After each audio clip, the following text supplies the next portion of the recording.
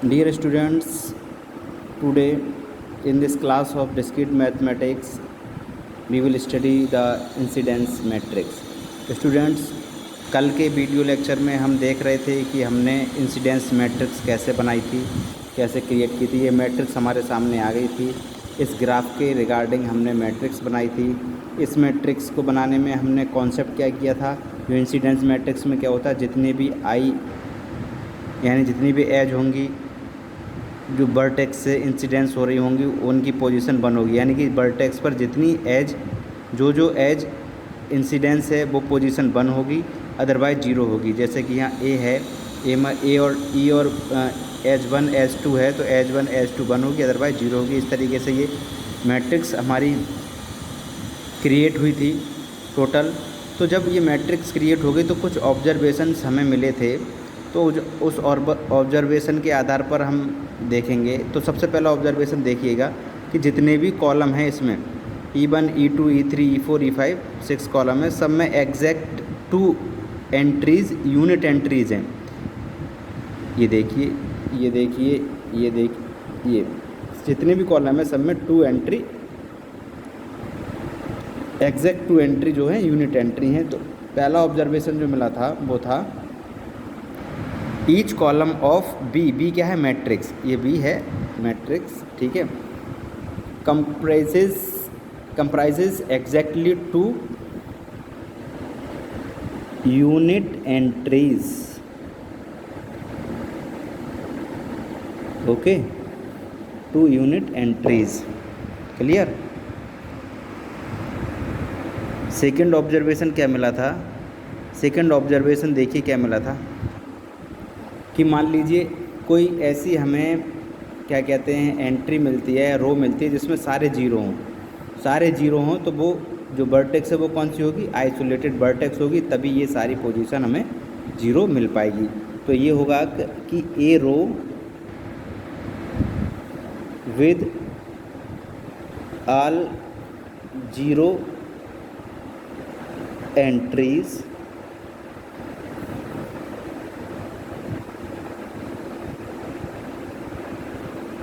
correspond to an isolated vertex। Isolated vertex के correspond ही सारी रो 0 होगी, रो की जितनी भी एंट्री हैं वो, ठीक है। अब ये ऑब्जर्वेशन हमने, ये हो गया कि सारी आइसोलेटेड वर्टेक्स होगी।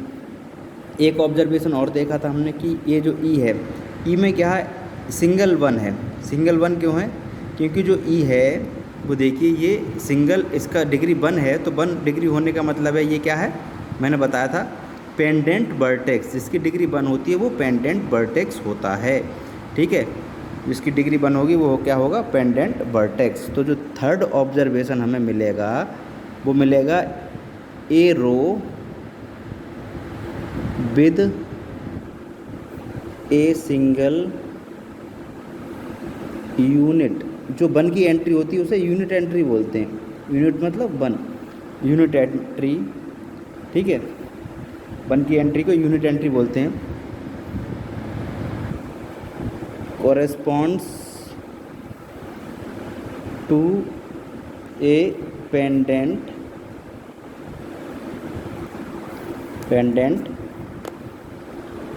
वर्टेक्स। Okay, clear. अब ऑब्जर्वेशन क्या है, ऑब्जर्वेशन एक और है कि देखिए जितने भी वर्टेक्स हैं ये और जहाँ पर यूनिट एंट्री है, जहाँ 1 है, तो वो उस वर्टेक्स की डिग्री है, ठीक है। तो ए की डिग्री कितनी होगी, 1 और 2। देखिए 2 एजेस हैं 1 और 2, तो डिग्री 2 हो जाएगी। इसी तरीके से डी की डिग्री 3 होगी, सी की डिग्री 3 होगी क्योंकि 3 1 है, बी की डिग्री 3 होगी। तो ये क्या है, डिग्री। तो इस हम जो ऑब्जर्वेशन हमें मिला है वो है ये कि हम कह सकते हैं कि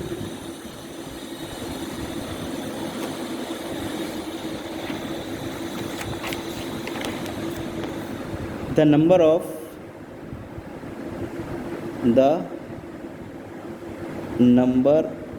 of unit entries in row of B is equal to the degree of corresponding vertex. ठीक है, जो यूनिट एंट्री होंगी वो करस्पॉन्डिंग वर्टेक्स की डिग्री होंगी। ठीक है, ये आ गया। अब एक ये तो था हमारा एक कनेक्टेड ग्राफ के लिए। अब मान लीजिए कि ग्राफ जो है जिसे हम जी कह रहे हैं, ग्राफ इज डिसकनेक्टेड।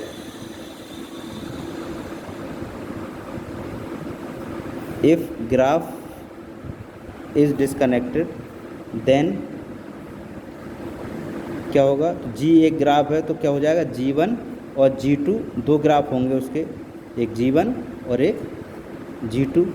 ठीक है, तो ये डिसकनेक्टेड ग्राफ अगर होगा तब कैसे हमारी मैट्रिक्स बनेगी वो देखते हैं। तो मान लीजिए हमारे पास एक डिसकनेक्टेड ग्राफ है,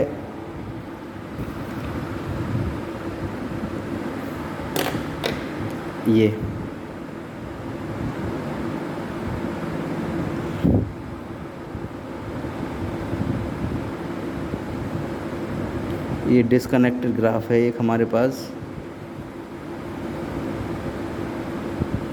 ठीक है, इसकी हमने numbering they the A B C D E F, E1 E2 E3 E4 E5 और E6। ठीक है, अगर डिसकनेक्टेड ग्राफ है तो जो मैट्रिक्स बनेगी वो हमारी क्या बनती है इस ग्राफ के लिए या किसी भी ग्राफ के लिए वो बनती है, तो वो हो जाएगी G इक्वल टू हो जाएगी मैट्रिक्स हमारी A G1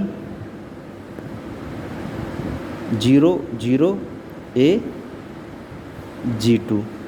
ठीक है, ये हमारी मैट्रिक्स बनती है अगर ग्राफ हमारा डिसकनेक्टेड है। तो इसी के आधार पर ये डिसकनेक्ट के ग्राफ हमने लिया है एक example.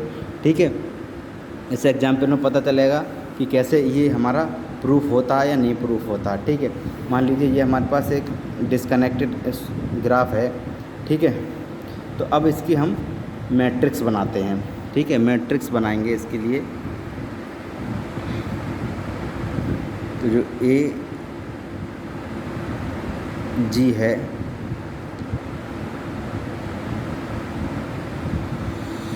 One two three four five six 1 2 3 4 5 6 यानी 6 इसमें रोज़ होंगी। कौन कौन सी, A B C D E F। Okay, और एजेस कितनी होंगी, E1 E2 E3 E4 E5 और E6। ठीक है, ये एजेज होंगी। अब हम क्या करते हैं, इसकी मैट्रिक्स बनाते हैं। ए पर देखें कौन कौन सी एज हमारी इंसिडेंस हो रही है। ए पर हमारे E1 और E3। ठीक है, E1 और E3, E1 और E3, अदरवाइज़ 0 0 0। इसी तरीके से बी पर देखेंगे, बी पर हमारी कौन सी एज है, E1 और E2।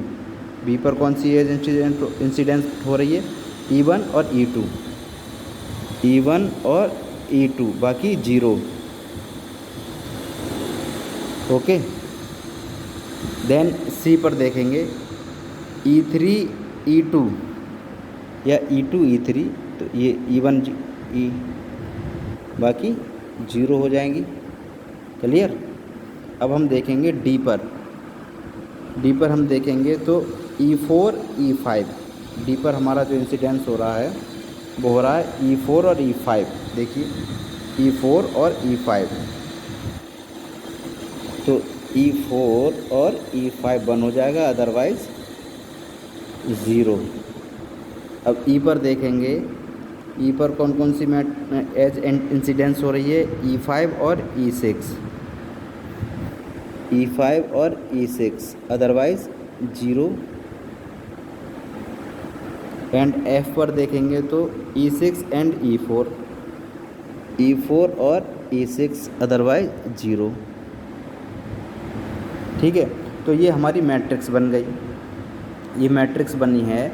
तो जो हमने मैट्रिक्स अभी ऊपर दी थी कौन सी, अगर हमारा डिस्कनेक्टेड ग्राफ है तो जो पहला ग्राफ होगा, यानी कि ये ग्राफ क्या कहलाएगा, ये G1 कहलाएगा, G1 ग्राफ है मान लीजिए, और ये G2 ग्राफ है।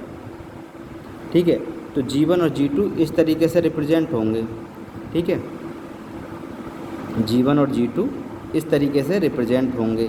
तो ये अगर हम यहाँ पर देखें क्या इस तरीके से रिप्रेजेंट हुए हैं, यानी कि ये जो 3 हैं यूनिट, ये G1 के लिए, मतलब इस ग्राफ के लिए G1 के लिए, और ये 3 यूनिट जो हैं ये G2 के लिए हैं।